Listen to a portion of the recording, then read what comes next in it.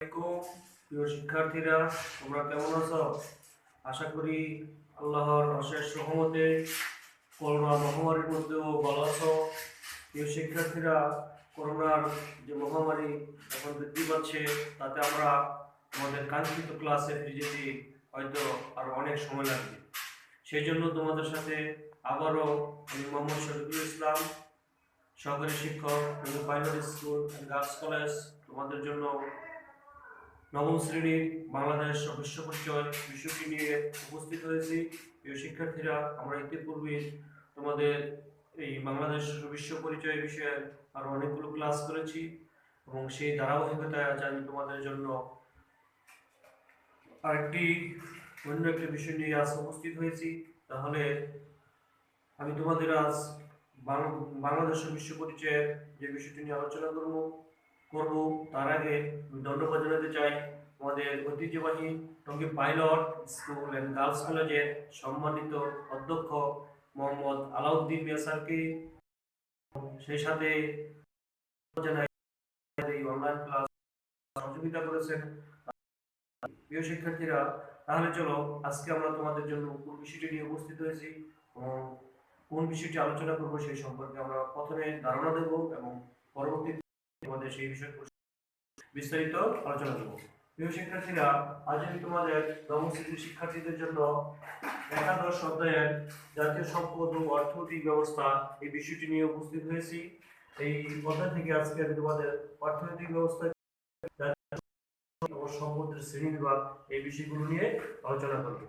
যে জাতীয় সম্পদ যে জিনিসটা হচ্ছে জাতীয় সম্পদ অর্থনৈতিক ব্যবস্থা। জাতীয় সম্পদ এবং অর্থনৈতিক ব্যবস্থা সম্পর্কে আমাদের প্রাথমিক ধারণা দরকার। আসলে সম্পদ কি বা অর্থনৈতিক ব্যবস্থা কি, সেই জিনিসগুলো সম্পর্কে আলোচনা করব। আমরা জানি যে কোনো দেশের সমৃদ্ধি নির্ভর করে সে দেশের জাতীয় সম্পদের প্রকৃতি এবং পরিমাপের উপর। অর্থাৎ যে দেশের সম্পত্তি অর্থাৎ অর্থনৈতিক ব্যবস্থা সুন্দর ভালো, সে দেশের অর্থনীতি কিভাবে উন্নতি হবে এবং সম্পদের পরিমাণ যে দেশের বা বেশি থাকবে, সে দেশের অর্থনৈতিকভাবে আরো কি উন্নতি হবে অতি তাড়াতাড়ি। এবং এই অধ্যায়ে আমরা জাতীয় সম্পদ কি সেই সম্পর্কে আলোচনা করার পূর্বে আমরা অর্থনৈতিক ব্যবস্থাটা কি সেই সম্পর্কে আলোচনা। অর্থনৈতিক ব্যবস্থা হচ্ছে এমন একটি ব্যবস্থা যে প্রক্রিয়ায় বা পদ্ধতিতে বা নিয়মের মাধ্যমে কোনো দেশের অর্থনৈতিক ব্যবস্থা সম্পর্কে বা সার্বিক পরিচিতি লাভ করা যায়, তাকে সাধারণত অর্থনৈতিক ব্যবস্থা বলা হয়ে থাকে। অর্থাৎ যে পদ্ধতি বা প্রক্রিয়া বা নিয়মের মাধ্যমে কোনো দেশের অর্থনীতি সম্পর্কে পরিচিতি লাভ করা যায়, তাকে আমরা কি বলবো? অর্থনৈতিক ব্যবস্থা বলবো। অর্থাৎ অর্থনৈতিক ব্যবস্থার মাধ্যমে একটি দেশের অর্থনৈতিক কি অবস্থায় আছে, এখানে তাদের সামাজিক, অর্থনৈতিক, তাদের রাজনৈতিক, তাদের অবকাঠামোগত কি অবস্থায় আছে সেই সম্পর্কে আমরা অবহিত হতে পারি। এই জন্য অর্থনৈতিক ব্যবস্থা একটা দেশের জন্য খুব গুরুত্বপূর্ণ বিষয়। এই বিষয়গুলো সম্পর্কে আমাদের ধারণা থাকা প্রয়োজন, কারণ অর্থনৈতিক ব্যবস্থা সম্পর্কে যদি আমরা না জানতে পারি, তাহলে আমাদের দেশের একটি দেশের সার্বিক পরিস্থিতি সম্পর্কে আমরা অবহিত হতে পারবো। এই জন্য আমরা অর্থনৈতিক ব্যবস্থা সম্পর্কে জানার পর এখন আমরা জানবো যে জাতীয় সম্পদ কি। জাতীয় সম্পদ আমরা জানি যে একটি জাতির সম্পদ, অর্থাৎ একটা জাতির যে সম্পদ ব্যবহার করে যেটি জাতীয় সম্পদ অর্থাৎ একটা রাষ্ট্রের সম্পদ, সেগুলিকে আমরা কি জাতীয় সম্পদ বলি। তার অর্থে আমরা সম্পদ বলতে জমি, ঘরবাড়ি, আসবাবপত্র, অবকাঠামো, তারপরে স্বর্ণ, রৌপ্য ইত্যাদিকে আমরা সাধারণত কি বলে থাকি? সম্পদ বলে থাকি। কিন্তু অর্থনৈতিক ভাষায় সম্পদ বলতে সেই সেবা বা দ্রব্যকে সম্পদ বলা হয়ে থাকে, যেগুলো এসব বস্তুর মানুষের অভাব, যেসব জিনিসের উপযোগ আছে, অপযোগিতা আছে, বাহ্যিকতা আছে এবং হস্তান্তর যোগ্যতা আছে। অর্থাৎ যে জিনিসের উপযোগ হচ্ছে এমন একটি বিষয় যে বিষয়গুলো মানুষের কি অভাব পূরণ করার ক্ষমতা থাকে। অর্থাৎ মনে করো আমরা শার্ট ব্যবহার করি, আমার শার্ট ব্যবহার করার জন্য কি আমাদের প্রয়োজন আছে বা উপযোগ আছে, বা আমরা প্যান্ট ব্যবহার করি, আমরা নিত্য প্রয়োজনীয় জিনিসপত্র ব্যবহার করি, আমাদের এতে চাহিদা আছে বা প্রয়োজন আছে। এবং এটাকে বলা হয় কি, যে কোনো দ্রব্য যদি আমাদের প্রয়োজন পূরণ করে, তাহলে সেটাকে আমরা সম্পদ বলতে পারবো। তারপরে দেখো সম্পদের আরো কিছু বৈশিষ্ট্য আছে, যেমন অপচয়তা। অপর্যাপ্ত বলতে সাধারণত কোনো দ্রব্য বা সেবার চাহিদার তুলনায় বা সরবরাহের পরিমাণ কম হলে সেটাকে অপর্যাপ্ত বলা হয়ে থাকে। যেমন মনে করো আমাদের নিত্য প্রয়োজনীয় দ্রব্য চাউলের আমাদের চাহিদা আছে, কিন্তু অনেক সময় দেখা যায় প্রয়োজনীয় তুলনায় কম থাকে, কিন্তু সেটাকে চাহিদা বেশি থাকে। চাহিদা থাকা সত্ত্বেও কি প্রয়োজনের তুলনায় সরবরাহ কম থাকে, এবং সেটাকে আমরা কি বলবো, অপর্যাপ্ততা বলবো। অর্থাৎ প্রয়োজনের তুলনায় বা চাহিদার তুলনায় যদি কোনো দ্রব্য বা সেবা পরিমাণ মতো না পাওয়া যায় বা সরবরাহ সঠিকভাবে না থাকে, তাহলে সেটাকে অপর্যাপ্ততা বলা হয়। তারপরে দেখো, এবং এরপরে একটা সম্পদের আর কিছু বৈশিষ্ট্য আছে, যে বাহ্যিকতা। যে জিনিসটা আসলে বাহির থেকে দেখা যায় কিন্তু এটা অনুভব করা যায় না। বাহ্যিকতা বলতে থাকো, মনে করো আমাদের স্বাস্থ্য বা আমাদের কি বলে, আমাদের স্বাস্থ্যকে ব্যবহার করে আমরা অনেক স্বাস্থ্যকে আমরা বাহ্যিকভাবে দেখতে পাই, কিন্তু স্বাস্থ্যের কোনো চাহিদা চাহিদা আছে, কোনো চাহিদা নেই। বা হস্তান্তর যোগ্যতা, যা স্বাস্থ্য কোনো হস্তান্তরযোগ্য করা সম্ভব না। কিন্তু অনেক সময় দেখা যায় আমরা অনেক সময় এই স্বাস্থ্যকে ব্যবহার করে বা এই এই আমাদের স্বাস্থ্যকে দিয়ে আমরা অনেক সময় অর্থ উপার্জন করি। যেমন কোনো খেলোয়াড় বা কোনো ব্যক্তি যদি এই স্বাস্থ্যকে ব্যবহার করে অর্থ উপার্জন করে, তখন সেটা কি হবে, সম্পদ বলে গণ্য হবে। তাহলে প্রিয় শিক্ষার্থীরা, আমরা যে বললাম যে সম্পদের সম্পর্কে জানতে হলে আমাদের কি কি জানতে থাকতে হবে, সম্পদ হতে হবে তাকে উপযোগ থাকতে হবে, অপযোজ্যতা থাকতে হবে, বাহ্যিকতা থাকতে হবে এবং হস্তান্তরযোগ্যতা থাকতে হবে। কিন্তু অনেক সময় দেখা যায় কোনো বস্তুর হস্তান্তরযোগ্যতা না হতে পারে বা বাহ্যিকতা নাও থাকতে পারে, কিন্তু তাহলেও এটাকে আমরা কি বলবো, সম্পদ বলে গণ্য করতে পারবো। কারণ অনেক সময় দেখা যায় যে বিশেষ কোন কারণে আমরা আমাদের স্বাস্থ্য খাতকে ব্যবহার করি বা স্বাস্থ্যকে ব্যবহার করে আমরা অর্থ উপার্জন করি, কিন্তু এটা দেখা যায় না। কিন্তু এটাকে আমরা ওই যে অর্থ উপার্জন করি, এটা কি হয়, সম্পদ বলে গণ্য করতে হবে। তারপরে দেখো, আমরা অর্থনৈতিক ব্যবস্থাপনা জাতীয় সম্পদ সম্পর্কে আলোচনা করলাম, এবং এখন আমরা আলোচনা করবো আমাদের সম্পদের শ্রেণী বিভাগ সম্পর্কে। সম্পদের শ্রেণী বিভাগ যদি আমরা আলোচনা করি, তাহলে সম্পদের শ্রেণী বিভাগকে আমরা 5টি ভাগে ভাগ করতে পারি। 5টি ভাগের মধ্যে প্রথম ভাগটি হচ্ছে একটা ব্যক্তিগত সম্পদ। ব্যক্তিগত সম্পদ। 2 হচ্ছে কি একান্ত ব্যক্তিগত সম্পদ। 3 হচ্ছে সমষ্টিগত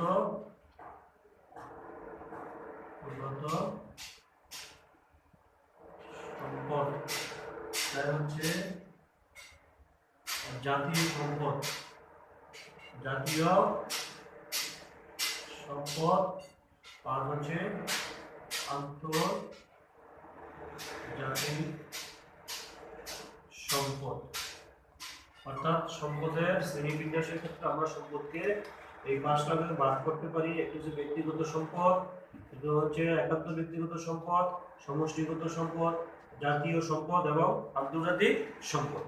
এখন দেখো, ব্যক্তিগত সম্পদ বলতে সাধারণত আমরা ঘর বাড়ি, দালান কাঠা বা আমাদের নিজের যে সম্পদগুলো, সেগুলিকে আমরা ব্যক্তিগত সম্পদ বলে বলতে পারি। যেমন আমাদের ব্যক্তিগত কারখানা থাকতে পারে, ব্যক্তিগত প্রতিষ্ঠান থাকতে পারে, এটি ব্যক্তিগত সম্পদ। তো ব্যক্তিগত সম্পদ ব্যক্তি মালিকানাধীন থেকে, এবং ব্যক্তি এটাকে ভোগ করে, এবং ব্যক্তি নিজের ভোগের মাধ্যমে এটা নিজের মালিকানা বা নিজের তত্ত্বাবধানে এটা পরিচালনা করে থাকে। এটাকে বলা হয় কি ব্যক্তিগত সম্পদ। তারপর দেখো একান্ত ব্যক্তিগত সম্পদ। একান্ত ব্যক্তিগত সম্পদ হচ্ছে যে সম্পদটা সাধারণত আমরা আমাদের যে ঘর বাড়ি বা দালান কোঠা বা প্রতিষ্ঠান বলি, সেরকম কোনো জিনিসটা, কিন্তু এই জিনিসটা ব্যক্তির একান্ত নিজের, এবং এটাকে আমরা যদি বলি এরকম ভাবে যে ব্যক্তির নিজস্ব মেধা বা ব্যক্তির নিজস্ব কোনো সৃজনশীলতা বা ব্যক্তির কি বলে জ্ঞান, এগুলি কিন্তু কি হস্তান্তরযোগ্য করা যায় না। কিন্তু এগুলো হস্তান্তরযোগ্য না করা গেল, এই একান্ত ব্যক্তিগত সম্পদ যে ব্যক্তি মেধা বা বিকাশের মেধা দিয়ে যদি কোনো কিছু আবিষ্কার করে, বা ব্যক্তি তার এই জ্ঞানকে কাজে লাগিয়ে যখন কোনো কিছু সৃষ্টি করে, তখন এই সৃষ্টিটা কিন্তু সে নিজে একা ভোগ করে না, এটা কি করে আমাদের সমাজে বা রাষ্ট্রের আমরা কারো কেউ অন্য কেউ এটা ব্যবহার করি। তারপরে এই একান্ত ব্যক্তিগত সম্পদ ব্যক্তির নিজের হলো, এটা কি করে হস্তান্তর করা যায় এবং এর একটি বাহ্যিকতা আছে এবং এর থেকে অর্থ উপার্জন করা সম্ভব হয়, এই জন্য এটাকে কি বলা হয়, একান্ত ব্যক্তিগত সম্পদ বলা হয়ে থাকে। যেমন মনে করো আমরা যদি ধরি যে একান্ত ব্যক্তিগত সম্পদ হচ্ছে এমন একটা সম্পদ যে সম্পদ দিয়ে আমরা আমাদের আমরা অনেক সময় বিভিন্ন কিছু আবিষ্কার করতে পারি ব্যক্তি মেধা দিয়ে। এটা কি ব্যক্তির একান্ত সম্পদ, কিন্তু এই সম্পদরা কি করে আমরা সকলে ভোগ করি, এই জন্য এখানে কি বলা হয়, একান্ত ব্যক্তিগত সম্পদ বলা হয়। তারপর আছে সমষ্টিগত সম্পদ। সমষ্টিগত সম্পদ হচ্ছে এরকম একটা সম্পদ যে সম্পদটা আমরা ব্যক্তিগত বা একান্ত বা সমাজের সকলে, অর্থাৎ সমাজে যারা বসবাস করি বা রাষ্ট্রে যারা বসবাস করি সকলে এই সম্পদটা আমরা কি করি, ভোগ করি। যেমন আমাদের রাস্তাঘাট, পার্ক, মসজিদ, তারপরে আমাদের কি বলে স্কুল কলেজ, এগুলো কি আমরা সমষ্টি সকলে ভোগ করি এবং এই সমষ্টিগত সম্পদটা কিন্তু আমাদের সমাজের সকলের বা আমাদের রাষ্ট্রের সকলের, এবং আমরা সকলেই এই সম্পদটা নিজেদের প্রয়োজনে নিজেদের সকলের জন্য ব্যবহার করি, কিন্তু সম্পদটা কিন্তু সকলের জন্য, কারো একার ব্যক্তিগত সম্পদ না। এটাকে আমরা ব্যক্তিগত সম্পদ বলতে পারবো বা একান্ত ব্যক্তিগত সম্পদও বলবো না, কারণ এই সম্পদটা সমাজের সকল শ্রেণীর লোক বা সকলের প্রয়োজনে এটা ব্যবহার করা হয়, বিধায় এই সম্পদটাকে সমষ্টিগত সম্পদ বলা হয়ে থাকে। তারপর দেখো সম্পদ আর একটি সম্পদ জাতীয় সম্পদ। জাতীয় সম্পদ কোনটা, যেটা একটি রাষ্ট্রীয় সম্পদ। রাষ্ট্রীয় সম্পদ যে সম্পদরা রাষ্ট্রের সকলের অধিকার আছে, রাষ্ট্রের সকল ভোগ করতে পারে এবং তাদের অধিকার আছে এবং তাদের দায়িত্ব কর্তব্য আছে, যে সম্পদরা জাতীয়ভাবে ভোগ করা হয়ে থাকে। যেমন মনে করো আমাদের বিভিন্ন হাসপাতাল আছে, বিভিন্ন সেতু আছে, বিভিন্ন কলকারখানা আছে, জাতীয় সম্পদ। এবং এই সম্পদরা একটা রাষ্ট্রীয় সম্পদ, যে সম্পদরা রক্ষণাবেক্ষণ করে আমাদের সকলে রাষ্ট্রের নাগরিকদের সকলের দায়িত্ব এবং কর্তব্য। আমরা নিজেরা নিজেদের প্রয়োজন মতো এই সম্পদগুলো ব্যবহার করব এবং রাষ্ট্রে যাতে এই সম্পদ সঠিকভাবে ব্যবহার করতে পারে, সেই জন্য রাষ্ট্রকে এই জাতীয় সম্পদ রক্ষার জন্য কাজ করতে হয়। এবং জাতীয় সম্পদ রাষ্ট্রীয় সম্পদ এবং রাষ্ট্র সম্পদ বিধায় রাষ্ট্র নাগরিকদের এর উপর অধিকার আছে এবং অধিকার থাকে আছে বিধায় তারা এই জাতীয় সম্পদকে নিজেদের প্রয়োজনে ব্যবহার করতে পারে। তাহলে প্রিয় শিক্ষার্থীরা, আমরা জাতীয় সম্পদ কি সেই সম্পর্কে আশা করি বুঝতে পেরেছো। এবং তারপর দেখো একটা হচ্ছে কি আন্তর্জাতিক সম্পদ। আন্তর্জাতিক সম্পদ হচ্ছে এরকম একটা সম্পদ, যে সম্পদের কোনো রাষ্ট্রের বা কোনো জাতি একা ব্যবহার করতে পারে না। সেই সম্পদরা আন্তর্জাতিকভাবে এক বা একাধিক রাষ্ট্র বা বহু রাষ্ট্র বা পৃথিবীর সকল রাষ্ট্র কি করতে পারবে, ব্যবহার করতে পারবে। যেমন মনে করো আমাদের সাগর, মহাসাগর, বিভিন্ন আবিষ্কার, মনে করো তথ্য প্রযুক্তি, এই জিনিসগুলো কি কেউ কোনো রাষ্ট্র একা ভোগ করতে পারে না। মহাসাগর বা সাগর দেখি পৃথিবীর বিভিন্ন দেশ বা বিভিন্ন রাষ্ট্র ব্যবহার করতে পারে, ভোগ করতে পারে।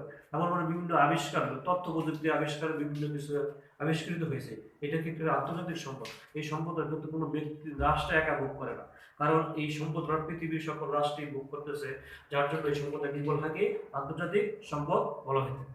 তাহলে প্রিয় শিক্ষার্থীরা, আজকে আমরা এখন যে বিষয়টা বললাম যে সম্পদের শ্রেণী বিভাগকে আমরা 5টা ভাগে ভাগ করেছি। একটা ছিল ব্যক্তিগত সম্পদ, আরেকটা ছিল কি একান্ত ব্যক্তিগত সম্পদ, এবং তারপরে ছিল কি সমষ্টিগত সম্পদ, জাতীয় সম্পদ এবং কি আন্তর্জাতিক সম্পদ। এবং এই যে শ্রেণী বিভাগগুলো আমরা আলোচনা করলাম, এই আলোচনার মাধ্যমে আমাদের জাতীয় সম্পদের শ্রেণী বিভাগ সম্পর্কে আমরা বিস্তারিত জানতে পেরেছি। তারপর দেখো এর আগে আমরা আলোচনা করেছি অর্থনৈতিক ব্যবস্থা কি, অর্থনৈতিক ব্যবস্থা সম্পর্কে আমরা বুঝতে পেরেছি এবং জাতীয় সম্পদ কি সেই সম্পর্কে আমরা বুঝতে পেরেছি।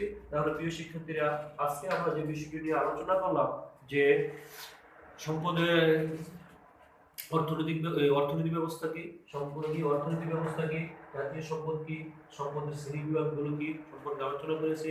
আশা করি তোমরা বিষয়টি বুঝতে পেরেছো এবং আগামী ক্লাসে তোমরা তোমাদের যে পাঠ্য বই আছে সেই পাঠ্য বইটা ভালো করে পড়বে এবং পড়ে এখান থেকে আরো বিস্তারিত জানার চেষ্টা করবে। এবং যদি কোনো বিষয়ে তোমাদের সমস্যা থাকে তাহলে তোমরা অবশ্যই আমাকে ইনবক্সে জানাবে এবং আমি তোমাদের সেই সমস্যাটা সমাধান করে দেবো। আশা করি তোমরা এই করোনা মহামারীর মধ্যে ঘরে বসে আমাদের বাবা মা ও অভিভাবকের সাথে আমাদের সময়টা অতিবাহিত করবে এবং বাইরে যাবে না, যাতে আমরা এই মহামারী থেকে নিজেদের